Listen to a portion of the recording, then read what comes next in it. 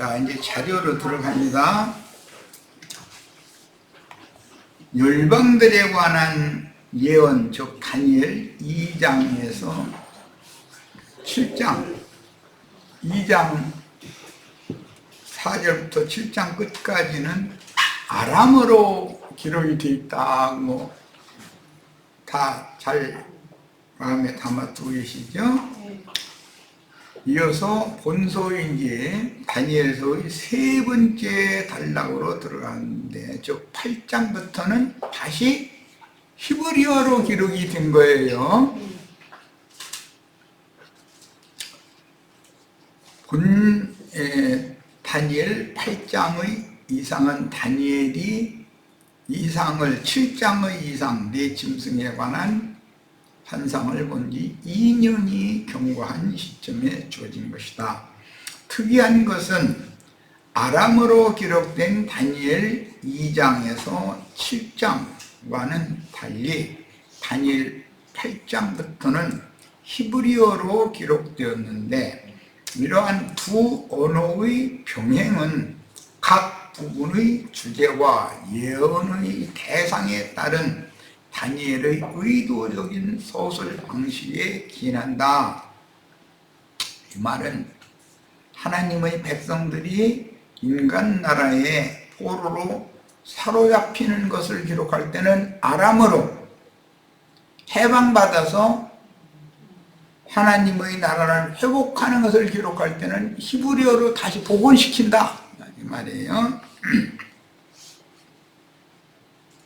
열방이 선민들을 지배하는 이상은 아람어로 기록하였고, 무슨 말인지 아시겠죠? 선민과 하나님 나라의 회복에 관한 이상을 기록한 다니엘 8장에서 12장은 히브리어로 기록한 것은 본장 다니엘 8장 이거는 모두 영이신 하나님 나라의 영원한 왕국에 관한 예언이므로 세상 나라를 중심으로 말하고자 하는 것이 목적이 아니다, 이 말이에요. 이제는 8장에서 12장까지는 영적 해석을 요구한다는 것을 알고 읽어야 된다. 다니엘 2장에서 7장은 인간 나라가 그렇게 어느 나라가 어느 때 이렇게 올라오고 어느 나라가 패망하고 이런 것에 초점을 맞춰서, 그것은 아람어로 기록된 부분이나 그렇게 인간 나라에서 하나님의 백성들을 불러내서 하나님 나라를 세우는 것을 말하고자 하는 것은 8장 이후에 12장까지 이것은 영적인 것이다, 영적인 것에 목적을 두는데, 똑같이 세상 나라의 역사를 비유로 들어서 설명을 해놓고 있기 때문에 성경을 읽을 때는 관점을 달리해서 읽어야 된다, 이 말이에요.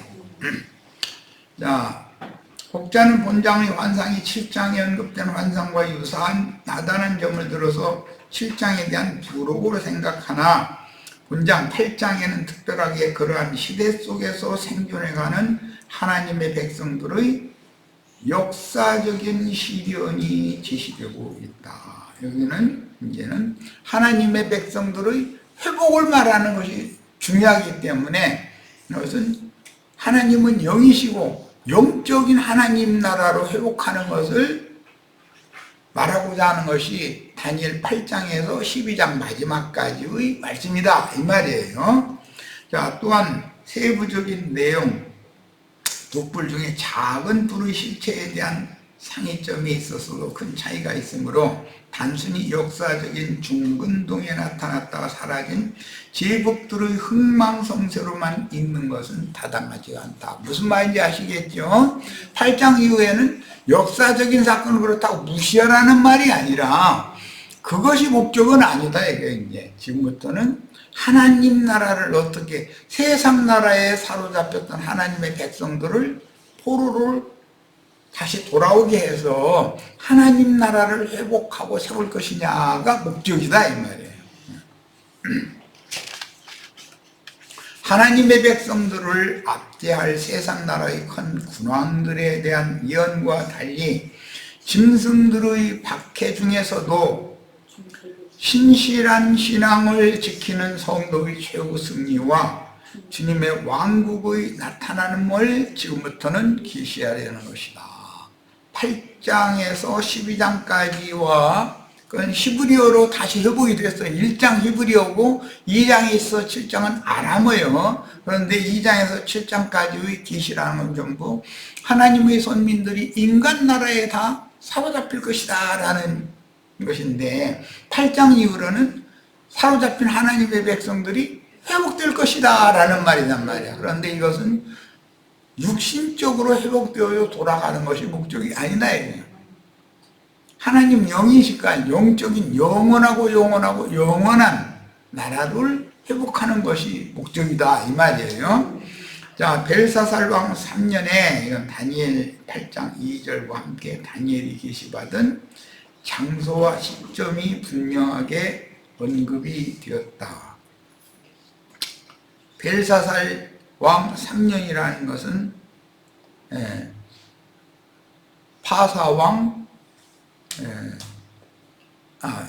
바벨론 왕 벨사살이 바벨론의 망국의 왕이잖아요. 바벨론 왕 3년에 바벨론을 누가 무너뜨릴 것인가? 그 강변에 긴 뿔을 가진 두 양이 나왔는데 그 두 양에 의해서 메대와 파사에 의해서 바벨론이 멸망하고, 메대도 세력을 잃고 파사가 통일을 할 것이다. 그래서 파사가 동서남북 사방으로 막 뿔로 막 갔는데 어떤 짐승도 그걸 당할 수가 없었다. 그러면 남으로 애굽으로부터 시작해서 서로 동으로 북으로 팔레스타인 땅까지, 저기 동쪽으로는 터키, 오늘날 이제 튀르키예라고 하는 그런 소아시아 지역까지, 또 심지어 인도까지 지배를 하게 된다는, 그만큼 이란이 세력이, 파사가 세력이 커진다는 말이죠. 내 몸은 엘람, 이란이 오늘날로는 도의 수산성에 있었다 그랬는데, 이것은 몸이 바벨론의 총리했던 사람이 갑작스럽게 하루 사이에 수산성으로 갑자기 옮겨가고 그렇게 할 수는 없는 거잖아. 이것은 환상을 말하는 것이다. 벨사살의 구왕, 벨사살 왕이라는 사람은 바벨론의 마지막 왕이잖아요. 벨사살의 부왕인 나보니두스 당시부터 바벨론이 미디아와 파사의 세력에 의하여 맞서서 리디아, 크레수스, 애굽 등의 은밀히 동맹을 제안하고 있었다는 점에서 이건 역사적인 사실이에요. 이 협상을 위해 수산성에 파견된 다니엘이 그러한 외교 업무를 수행하던 중에서 환상을 본 것이라는 견해를 가지고 있으나, 기독교계의 견해, 신학적인 견해일 뿐이고 그럴 수는 없다. 수산성에 가서 엘람도의 수산성에서 을레강변에서 두 뿔이 올라오는 이상을 봤다라고 하는 건 환상이지, 이것은 이런 신학자들이 말하는 것과 같지 그런 역사적인, 그리고 지금부터는 8장부터는 영적인 해석이 필요로 한다. 영적인 해석을. 이는 환상 실제 배경이 을레강변이라는 점에서 수산성과 을레강이라는 환상의 이중 배경을 배격하고 있기 때문에 실제 상황과는 맞지 않는다. 역사적으로 벨사살 3년 그 당시 엘람도는 고레스의 침공으로 메대와 파서아의 영토로 부속된 상태였기에 바벨론의 관료였던 다니엘이 수산성에 간다는 사실은 이건 불가능한 일이다. 가능하지 않은 일이다. 그러니까 지금부터는 이런 용어들이 전부 영의 일이다. 여기에 있지만 우리가 미국에 갈 수도 있죠. 네, 우리 몸은 여기 있지만 서울에 자기 자식 집에 갈 수도 있죠. 얼마든지 이것은 영의 일이기 때문에 해석을 이제 지금부터는 원칙을 얘기하는 거예요. 자, 환상의 첫 부분이 메디아와 바사에 대한 묘사로 시작되므로 환상의 실제적 배경인 을레강변 외에 수산성이 그 배경으로 언급된 것은 수산성이 페르시아 바사 제국의 수도였기 때문이다. 그러므로 환상의 내용과 그 진실성을 더욱 강조하기 위한 점이라는 점을 고려할 때 다니엘의 몸이 바벨론에 있었지만 영감으로 이 환상과 계시를 받았다라는 것이 맞는 거다 이거예요. 그래야 맞는 거다. 다니엘이라는 사람이 바벨론 제국의 바벨론 성에 있다가 무슨 잠깐 사이에 무슨 엘람도의 수산성으로 이렇게 가고 그런 것은 있을 수 없는 일이라는 거예요. 지금처럼 무슨 비행기 타고 왔다 가는 시대도 아니고 비행기 타고라도 그건 있을 수 없는 일이죠. 이런 국무총리가 이렇게 다니는 건 있을 수 없는 일이죠. 그때 당시의 교통이라든지 모든 걸 볼 때. 자, 그리고 이제 을레강변에서 두 뿔 가진 수양이 올라오는 것을 봤죠. 그럼 그 을레강이라는 것이 이란에 있느냐 이제 이 문제예요. 환상의 실제 배경이 되는 것으로 수산성에서 그리 멀지 않은 곳에 있는 코아스페스 강과 코프라테스 강을 연결하는 인공운하라는 거예요. 을레강이라는 것은 두 강의 물을 서로 합류되게 만들어서 그 사이에 사는 사람들이 거긴 사막지대니까 음료수 또는 용수 이런 것으로 사용할 수 있게 한 강이 을레강이라는 거예요. 자, 을레강 이건 이제 성경 사전에서 내가 찾아서 올려놓은 거예요. 메소포타미아의 엘람 지역 수산성에 인접한 강으로서 바벨론을 멸망시키고 바사 제국으로 통일한 페르시아의 수산성 부근을 흐르는 인공운하다. 이것은 원래 강이 아니고 인공 두 강 사이를 이렇게 파가지고 두 물이 합쳐지게 만들어서 그 물을 강물을 그 사막지대에 사는 사람들이 편리하게 이용하도록 한 그런 강이다. 다니엘이 이것은 비몽사몽간에 이 강변에서 올라오는 두 수양의 이상을 봤다는 거예요. 그러면 두 강물을 사막지대에서 사는 사람들이 강물을 서로 연결을 해서 흐르게 만들어가 통하게 만들어서 이용을 한다는 것도 이제는 영적으로 어떤 의미가 있겠죠. 주의 성령과 형제 자매들의 심령이 연결이 돼야 되지 않겠냐는 말이에요. 이제 이렇게 해석을 해야 되는 거다 이거죠. 그냥 단순히 두 강을 이렇게 파가지고 그 물을 연결을 해서 그 지역에 사는 사람들이 그 물이 귀한 지역이니까 사막 지역 사람들이 물을 이용할 수 있게 했다라면 그때 당시로는 어마어마한 공사겠죠. 그런 공사가 그때 당시 토목공사 중에 얼마나 어마어마한 공사겠어요. 지금은 뭐 좋은 기계들이 있으니까 그러고 파서 뭐 하는 것도 뭐 파나마 문화도 만들고 막 이러는 세상이니까 요즘은 그때로서는 이게 쉬운 일이 아니죠. 자, 3절 내가 눈을 들어본 즉 강가에 두 뿔 가진 수양이 있는데 이 두 뿔은 미디아와 페르시아 나라를 이상으로 봤다는 거예요. 그 두 뿔이 다 길었으며 그중 한 뿔은 다른 뿔보다 길었고 그러니까 미디아보다 페르시아가 수명이 더 가는 거죠. 그 긴 것은 나중에 난 것이더라. 근데 처음에는 메디아의 다리오 왕이 바벨론을 무너뜨리는 거잖아요. 그런데 그 메디아를 페르시아가 흡수 통일해버리는 거예요. 성경의 용례상 예언서에 있어 수양과 순념소는 주로 제국이나 그 제국의 압제자들에 대한 상징으로 쓰이기도 하며 하나님의 백성의 인도자들에 대한 상징도 된다. 염소, 큰 뿔 가진 염소가 예언서에 보면 불쌍한 양들 그 물 좀 마시려고 모이면은 뿔로 받아가지고 막 그냥 쫓아내고 이런 얘기가 예레미야서나 이런 데 나오죠.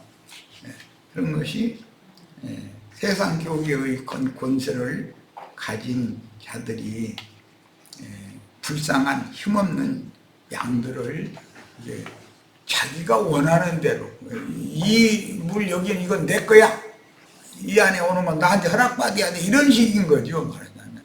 그리고 그냥 다 거기 막지 빨고 다니면서 막 흙탕물 일으켜가지고 그 마실 수 없는 물로 막 변질시켜 놓고 이렇게 한다는 거예요. 이게 에스겔서나 예레미야서에 나오는 말이죠.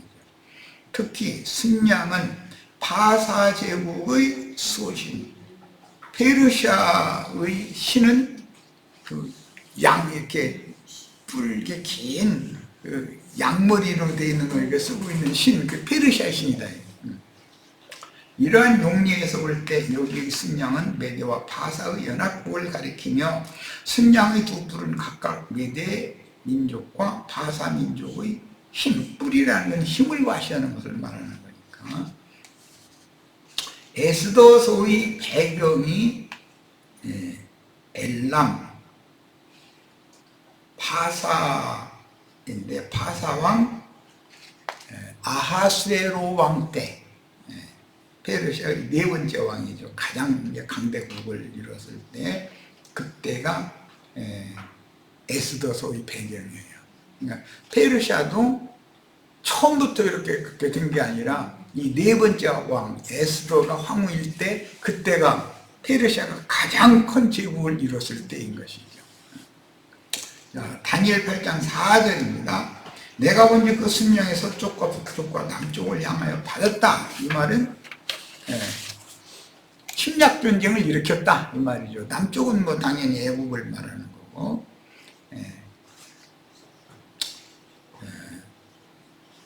서쪽이라는 건 그 이란의 서쪽에는 오늘날 그 호르무즈 해협인가 그게 맞닿아 있는 사우디아라비아라는 큰 나라죠. 그 다음에 북쪽으로 올라가면은 팔레스타인, 이스라엘 나라 땅과 아시리아까지가 북쪽이고, 동쪽으로 가면 페르시아, 인도 이런 데까지 다 점령했다 말이에요. 당할 짐승이 없었다. 그런데 나중 나온 뿔이 스스로 강대해졌다 이렇게 돼 있죠. 여기서 당할 짐승은 바사와 맞설 만한 세력이 주위에는 없었다. 애굽마저도 그때 최대의 강국은 항상 애굽인데 애굽도 새로 일어난 이란의 세력을 힘을 당할 수 없었다는 것이죠. 심지어 인도까지도 차지했으니까 뭐. 그리고 튀르키예 오스만 투르크라고 그러는데 그 터키라고 그랬죠. 그런 데까지도 정복을 했으니까 힘이 막강했었다는 걸 알 수 있어요. 자, 이제 8장 5절로 8절 더 나갑니다. 내가 생각할 때 한 순념소가 서쪽에서부터 와서 그 이상을 생각하고 있는데 페르시아가 흥망하는 환상을 생각을 하고 있는 그걸 보여줬으니까. 그런데 한 순념소가 서쪽에서부터 와서 온 지면에 두루 다니되 땅에 닿지 아니하며 그 염소의 두 눈 사이에 현저한 뿔이 있더라. 전혀 다른 이상이 또 보여진 거예요. 5절에서 8절 사이. 이것은 헬라라는 나라가 일어나 가지고 바사를 무너뜨린다 이 말이지. 그 이상을 본 거예요. 그러니까 바벨론은 파사가, 페르시아가 바벨론을 무너뜨리고 페르시아는 헬라가 무너뜨리는 거예요. 제일 중요한 것은 항상 이렇게 강대국이었다가 갑자기 이렇게 무너져 버리는 것은 호혜 정책을 바꿔버리는 거예요. 그러니까 이란이라는 그 나라 말도 원래 아리안이라는 그 용어에서 온 말이라서 이것은 우리는 특별하다. 우리는 너희보다 다르다. 너희와는 다르다.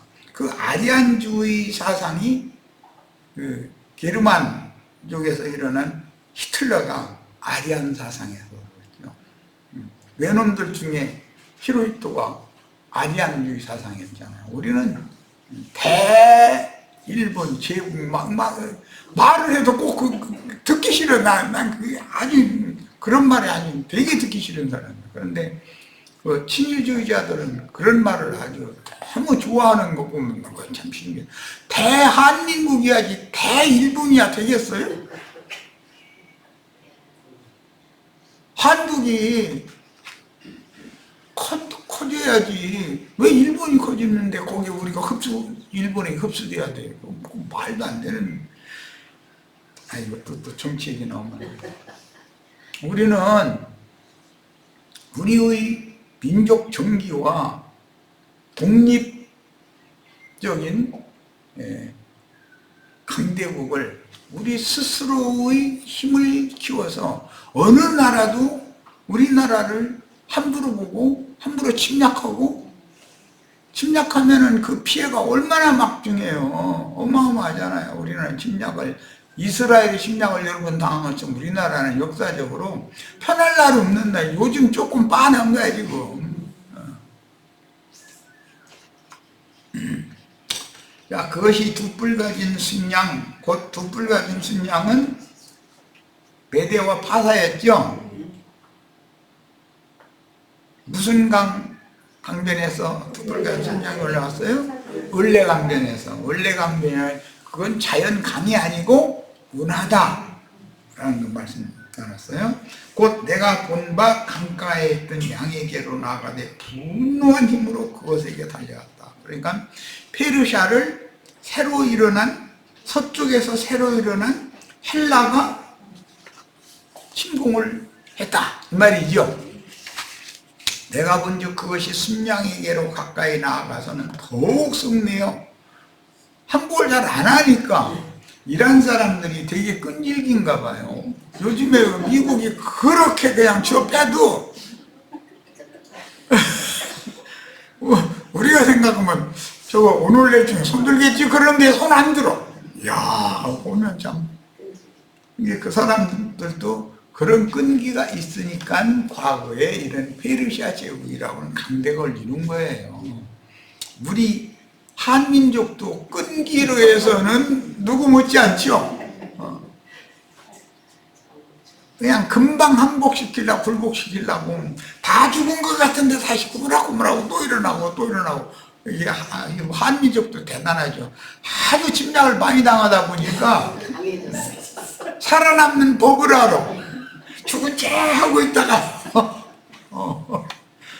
그러다가 기회만 되면 꼼질꼼질 일어나가지고 이제 이렇게 하는 것이죠. 그 이란이 그런 민족성이 있었다는 말이죠. 내가 본즉 그것이 순양에게로 가까이 나가서 더욱 성내어 그 순양을 쳐서 그 두 뿔을 꺾구나. 순양에게는 그것을 서쪽에서 일어난 한 그 세력을 당할 수가 없으므로 그것이 순양을 땅에 떨어뜨리고 짓밟았으나 순양을 그 손에서 벗어나게 할 자가 없더라. 페르시아가 이렇게 헬라에 의해서 멸망했다. 그런 위상을 봤다.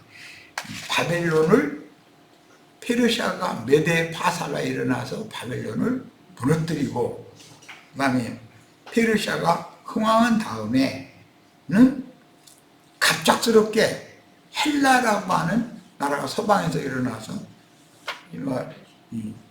이란한테 성냈다고 돼 있죠. 이게 막 성냈다라는 것은 항복을 요구했는데 항복을 안 넣은 거예요. 미국이 지금 이란 보고 항복하라고 그러는데 항복 안 치요. 이란은 뭐라고 그래요?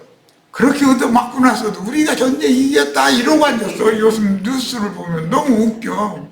현상적으로 보면 미국이 이기지 어떻게 이란이 이기겠어. 그런데 그 사람들은 방법이 있다더만. 그 사람들은 그 뭐 드론 전쟁을 하는데 드론 불과 몇십만 원짜리를 가지고 이게 전쟁에 하니까 몇십만 원짜리 그거 하나 떨어뜨리려고 몇 억짜리를 갖다 쏴야 되니.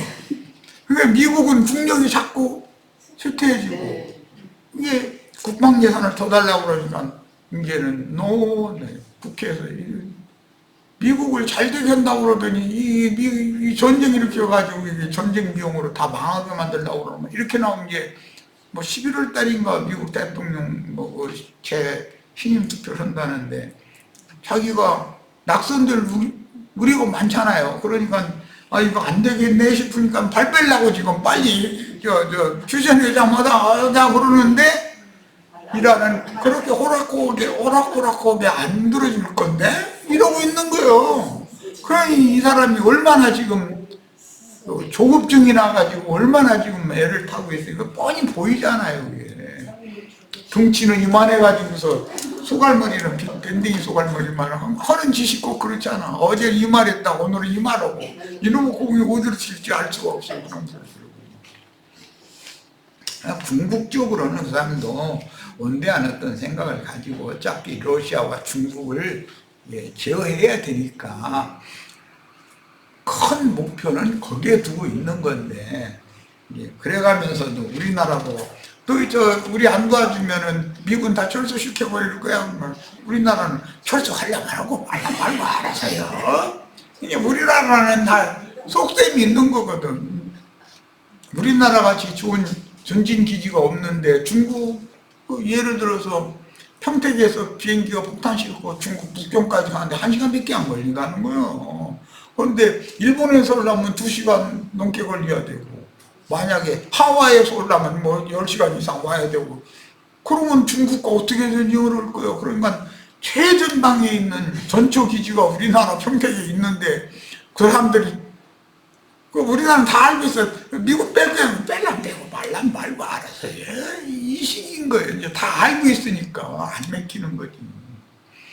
그러니까 괜히 쓸데없는 소리 해가지고 망신만 당하는 거지 뭐. 사람이 실없는 말이 많으면 실없는 소리 하게 마련이거든. 어는 소리를. 뭐 이제 딴 얘기까지 갔는데, 자 순념소가 이 순념소는 헬라를 말하는 거예요. 순양은 페르시아를 말하는 거고. 스스로 심히 강대하여 가더니 강성할 때 그 큰 뿔이 꺾였다. 이건 큰 뿔은 알렉산더 대제라고 하는 그 헬라의 초대 황제죠. 이 사람이 갑자기 죽고 그 대신에 현조한 뿔 넷이 하늘 사방을 향하여 나왔다. 이게 알렉산더 대제의 제국이 네 등분으로 분할 통치를 할 수밖에 없게 됐다. 네 장수에게 동서남북 사방을 나눠준 거죠. 자, 한 순념소가 서편에서부터 와서 그랬는데 이것은 헬라의 알렉산더가 와서 그렇게 강대했던 파사 제국을 정복해버렸다. 그리고 파사만 무너뜨린 것이 아니라 더 나가서 애국까지도, 그 다음에 북쪽으로는 아시리아까지도, 동쪽으로는 인도까지도, 또 오스만 투르크 터키 지역까지도 한꺼번에 그냥 점령을 했다는 거예요. 헬라 제국이 좀 대단한 나라죠. 페르시아가 그런데 그런 페르시아 강대국도 헬라라는 나라가 갑자기 일어나더니 이렇게 무너뜨렸다. 지금 이 얘기예요. 그런데 그 헬라 제국의 정복이 얼마나 순식간에 했는지 그 그 발이 지면에 닿지도 않았다 그냥 날아다녔다. 순식간에 그냥 동서남북 사방을 다 그냥 점령했다 이 말이죠. 자, 8장 6절로 7절입니다. 그것이 두 뿔 가진 순양, 이것은 메대와 바사를 말하는 것이란 오늘날의 이란 곧 내가 본 바 무슨 강? 여기 강가라고 그랬는데 원래 강가에 섰던 양에게로 나가되 분노한 힘으로 그것에게 달려가더니 내가 본즉 그것이 순양에게로 가까이 나가서는 더욱 순매요. 그 순양을 쳐서 그 두 뿔을 꺾으나 순양에게는 그것을 대적할 힘이 없으므로 바사가 갑작스럽게 이렇게 쇠약해졌다 이 말이죠. 미국이라는 강대국도 갑작스럽게 쇠약해지게 만들 수 있겠죠. 얼마든지 비 잔뜩 지게 만들어 가지고 왕후할 수도 있고, 어떤 회사가 예를 들어서 쏠락쏠락 그냥 유지하고 있어 이럴 때는 잘 된다는 뜻이요 사실은 회사가. 그런데 그것이 쏠락쏠락 그냥 되니까 자본 투자를 더하고 이 사람 저 사람 막 끌어들여 가지고 문어발처럼 막 크게 늘려놓고 나니까 경기가 상황이 딱 바꿔져 버려. 그러면 이제는 소소하게 자기 쏠쏠하게 할 때 같으면 그것만 까먹으면 그뿐인데 사방에 자본 있는 데를 다 끌어다 놓고 나니까는 상황이 딱 바꿔져 버리면 어떻게 돼요? 그 회사는 망하고도 빚은 빚대로 남잖아요. 이제 이렇게 하면 이제 완전히 이런 거 이제 뭐 세상 나라는 폭삭망했다 해서 폭망했다 그러는데 얼마든지 그럴 수가 있는 거다. 그래서 미국이 지금 국방비를 1,000조 달러 이상을 지출하는 나라라는 거예요. 1조면 얼만데 그게 1,000조 이상을 국방비에 써버린다는 거예요. 사방에다가 벌려는 게 너무 많아. 이것을 이제 수습을 못해. 어느 나라가 어느 집안이 망하는 것도 예를 들자면 집을 뭐 한두 채 뭐 이렇게 조그맣게 땅 조금 사가지고 한 채 져서 팔고 뭐 그런 이득 조금 남은 걸로 살고 이럴 때는 그냥 해나갔어. 그런데 이게 잘하면 이번에 아주 목돈을 아주 그냥 잡아보지 해가지고서 사방에 빚 다 끌어들여가지고 큰 땅 사가지고 뭐 아파트 단지를 짓는다든지 또 그 빌라 단지 이런 걸 제가 몇백 채를 딱 줘가지고 이거 그냥 하면은 전처럼 잘 될 줄 알고 집 다 지키기 전에 사람들이 이제 집을 안 사는 분위기로 바꿔버려. 어떻게든 그 집을 한 채는 마련을 해야 되겠다는 국민 정서가 있다가 갑작스럽게 빚내서 집 사느니 차라리 현금 가지고 그냥 현재대로 집은 그냥 살고 기회가 사면 제가 동해안으로 남해안으로 비행기 타고 외국 월남으로 저것을 뚫려나 다니고 행복하게 살고 그것이 더 낫지? 이렇게 사람들의 생각이 바꿔질 수가 있죠. 정치가 바꿔지고 모든 게 바꿔져 버리면 그럼 어떻게 해요? 집은 빚으로 정놨는데 그러면 은행에서 이자를 계속 내야죠. 집이 안 팔려. 안 팔리면 집값이 올라가요, 내려가요? 나중에는 동전에 근접한 것을 불러도 안 가. 자기 애써서 수고해서 하는 집값을 예를 들어 10,000원에 그 집을 완성을 해놨으면 1,100원만 달라고 사정해서 안 산다는 데는 못 당하는 거야. 안 산다는 데는. 그럼 어떻게 돼요? 은행에서 빚을 든 거 사람들한테 사치를 든 거 그럼 계속 이자 모여서 나가야 되잖아요. 그러면 이제는 100보다 100곱이 더 커져. 그럼 쫄딱 망하고 빚만 남게 되는 거예요. 이런 경우는 개인도 이런 것처럼 나라 살림도 얼마든지 그럴 수 있다. 우리 대우라는 회사가 왜 그렇게 잘 나가다가 갑작스럽게 이렇게 폭망했어요? 그 짓을 해서 그런 거예요. 자기 기본 자산은 예를 들어 10,000원밖에 없는데 그냥 한 100배 빚을 빚는다 해서 100만 원 사채도 막 발행하고 회사채도 발행하고 막 이런 식으로 해서 주식도 발행하고 해서 막 긁어 모았어. 그런데 자기가 원래 하던 사업처럼 가전제품 이런 거 쏠쏠하게 뭐 대우, 냉장고, 세탁기 뭐 이런 거 잘 나가던 데가 있었지 한때. 그런데 이제는 다른 후발업체들이 더 싸게 팔고 더 좋은 걸 만들어 놓았네? 그거 이제 감당이 안 되는 거야. 그러다가 이제, 아이고, 우리는 그런 큰 걸로 볼게. 무슨 대우 자동차, 대우 조선소, 이런 데다가 하려면 돈을 더 많이 투자를 해야 되잖아. 어마어마한 돈을.